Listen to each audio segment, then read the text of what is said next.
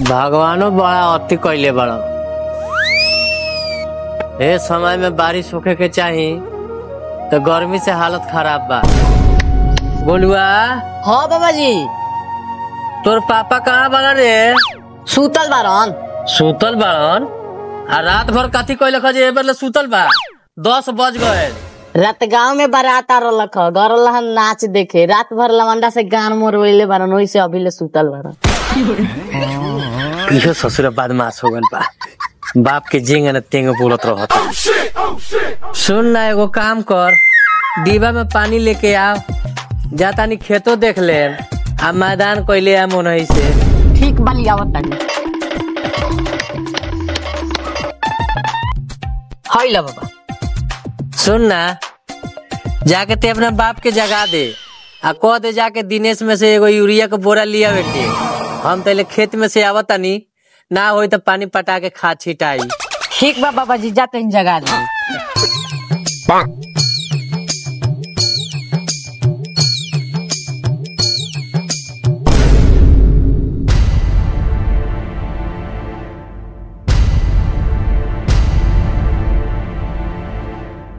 हे भगवान, ई का करता रह? गर्मी से हालत खराब बा, बारिश देते नहीं खा, धरती फाट गइल बड़ा सन, धरती के सुकून नहीं खे मिलत। कम से कम एक ठो बारिश तो कर दो ताकि धान के जान बच जाए। हे भगवान, थोड़ा सा दया कर है गरीब पर। हई देखो, खेत के बुरा हाल बा, पूरा खेत के दरार फाट गइल बा, पानी बिना धान तरसता, हमनी किसान के करेज फाटता। अगर बारिश ना होई तो हमनी कैसे जियम सर? कैसे धान हमनी के घर में जाई? कैसे हमनी के बाल बच्चा खाई? हे भगवान, हे इंद्र भगवान, कहाँ बड़ो? प्रकट होखो, प्रकट होखो भगवान, प्रकट होखो। अरे भक्त, तुम्हें क्या समस्या है? हे इंद्र भगवान, हमनी गरीब पर हुआ दया करी। गर्मी से हालत खराब बा, पानी बिना धान के हालत खराब बा। हई देखी, हमनी के जमीन के दरार फाट गल बा, बुझाता ऐसन कि हमनी के पटीदार के गांड फाट गल हो। ते में हम का कर सकतानी बच्चा? हे भगवान, रउआ इतने करी कि एक ठो बारिश कर दी, हमनी के धान बच जाई, हमनी के जान बच जाई। थोड़ा सा टाइम लगेगा बच्चा। आए काहे भगवान?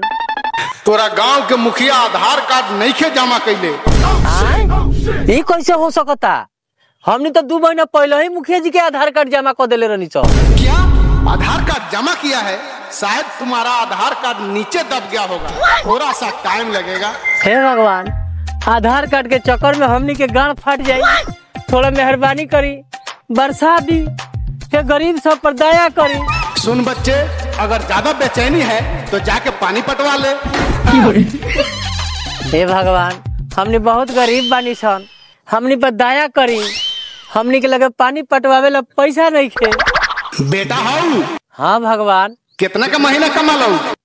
40,000 के। तो 40,000 रुपया अपना गांव में हुरबे, वही में से 500 के पानी पटवा ले। ठीक बा भगवान, पटवा ले हैं, लेकिन रघु ध्यान दे हैं, बार बार कहाँ से हमने पानी पटवाएं सो।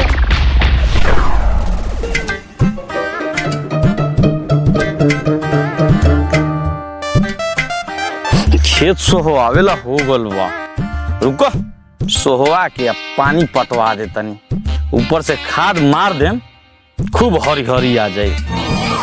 चले तो जाना जोरे।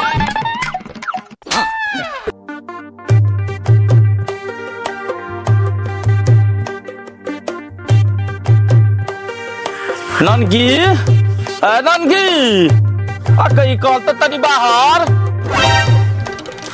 का है भैया जी, काहे ला चिल्ला? देखना हमरा खेतवा में बड़ी घास जाम गल बा, 2 गोड़ा चला सा ना सोह 10। ना ये भैया जी, हमरा से सोहनी ना होई।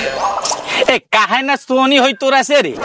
ए भैया जी खेत में इतना ना धूरा उड़ता कि फुरहुरा भर जाता आ गर्मी तो इतना ना पड़ता कि चोली के गोली गरमा के चोप चोप करता।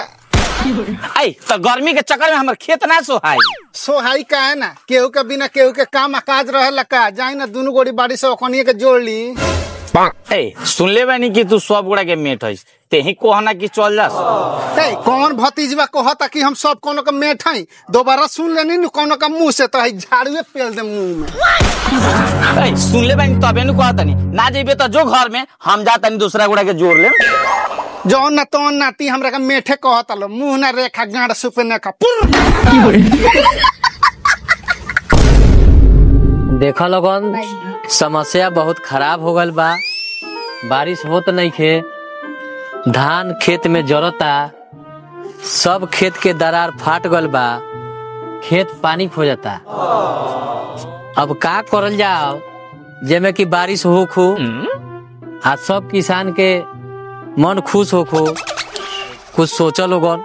अच्छा तो में हमनी कथी कहल जाई अभी सब ऊपर वाला के हाथ में बाटे बारिश दियन कि ना दियन अब उसे जानता रह। लेकिन बात तो ठीक कहता रहा भाई, लेकिन हमने छोट छोट रनी सन तावना बेरा जब बारिश होके तो एक लागल एको महीना तक लगातार बरसे, लेकिन आज काज ने का हो गल बा कि मेघे नहीं के हो।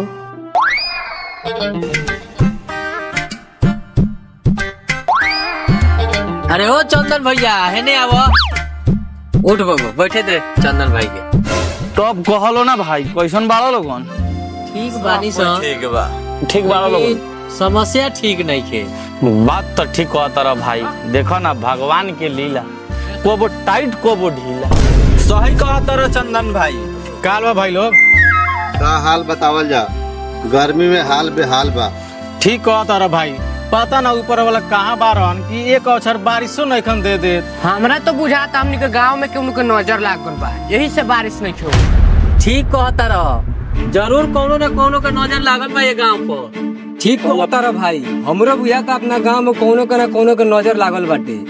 ठीक कहता रहा भाई कोनो न कोनो उपाय करही के पड़ी हमनी के। जब ई बात बा भाई लोग तो एगो काम करे के लौंग गाँव के उछरंगाओ आ चलो जा फकड़ बाबा लगे उहे पूछे समस्या के हल बताई हम। सोनी राजी बाड़ो लो हाँ गाँव के ही बात बा जरूरी बा हमनी के करावो। जब सब के राजी बा तो चलो लगन ए नल की तू दो लौंग लेके आओ चलो लगन चले।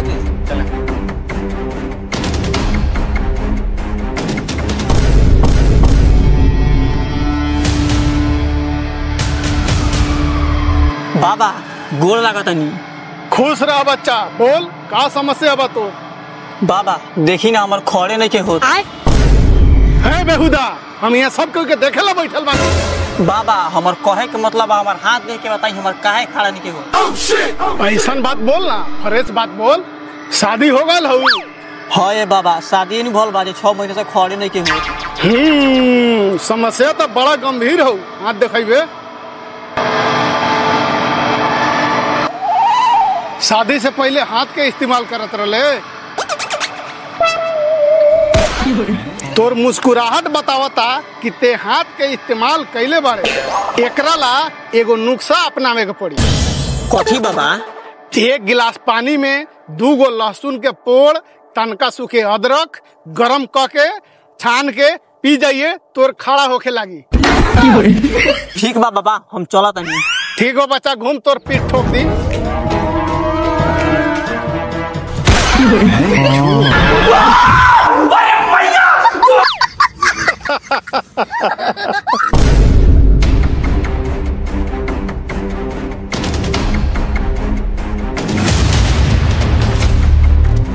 बाबा गोल लगाई ले बाकी गोड़ा से हाथ लगवा ली। बाबा गोड़ लगा बाबा गोल लागत तनी सोन। खुश रहलो बोलो लो का समस्या बा। बाबा जी हमनी ये गांव पर बड़ा भारी संकट में रहा था। का गांव में संकट में रहा था। हाँ बाबा जी कितना दिन से हमनी के गांव में बारिश नहीं के होत। हाँ बाबा जी गांव में बारिश में बुरा हाल हो गल बा।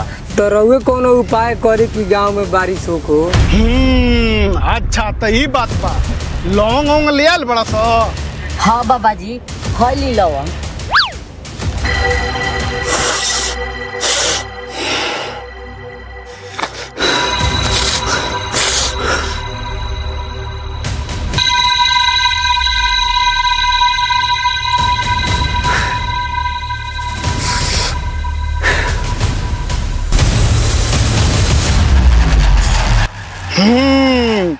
तोहनी के गांव में एगो काला साया मेडर आता। साया? काला साया? रे साला सोन, कौना का मेहरारू काला साया पहनेला रे?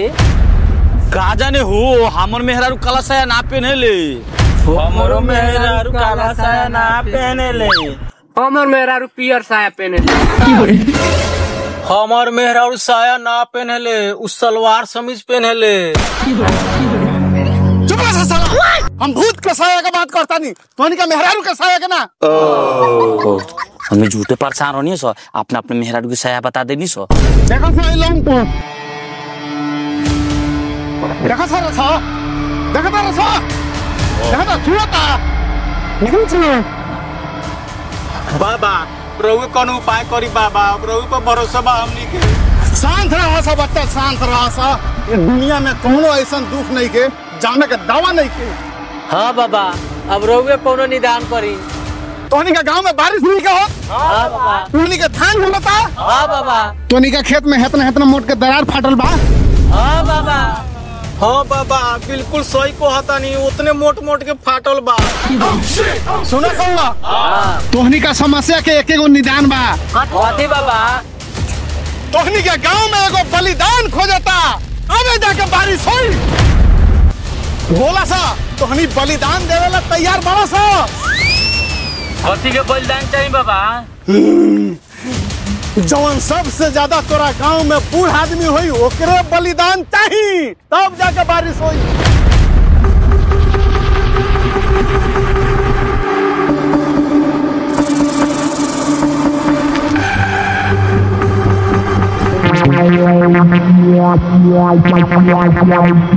रे साला तो हमरा और काला तक तरह से रे।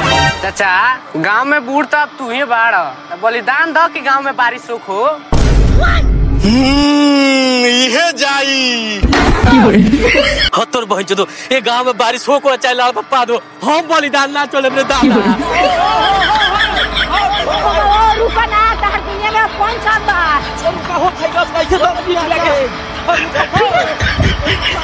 भाई साला पोता हो, एगो धान ला बारिश ला हमरो दादा के बलिदान चढ़ावे के कहता।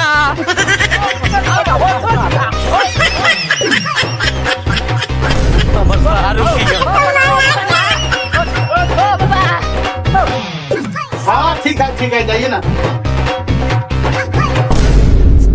अरे कहा हुआ रे झगड़ुआ? मुखिया जी, हमार जान बचा ली।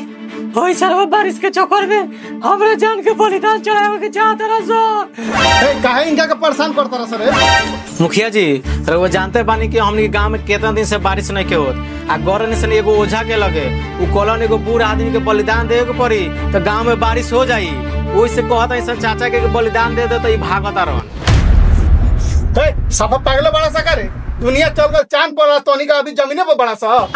एगो बात बतावा सा, तोहनी का गांव में रह के अभी ले वो जगुनी के चक्कर में बड़ा सा, हे बूढ़ आदमी के बलिदान चढ़ा के बारिश करावे के चाहता रहा सा। तो मुखिया जी रौरे बताई हमने का करी सन? अब हमार सुना सा, प्लास्टिक में गुह गोबर घोर ला सा, आ कोनो आदमी के देह पर बिग दो सा, जोन कुलक्षण होई गरियाई तो अपने आप बारिश हो। ठीक को आता नहीं मुखिया जी, अब यह काम होई। चलो सर प्लास्टिक में गू गोबर घोराओ, आप बिगड़ जाओ लोग के देह पर।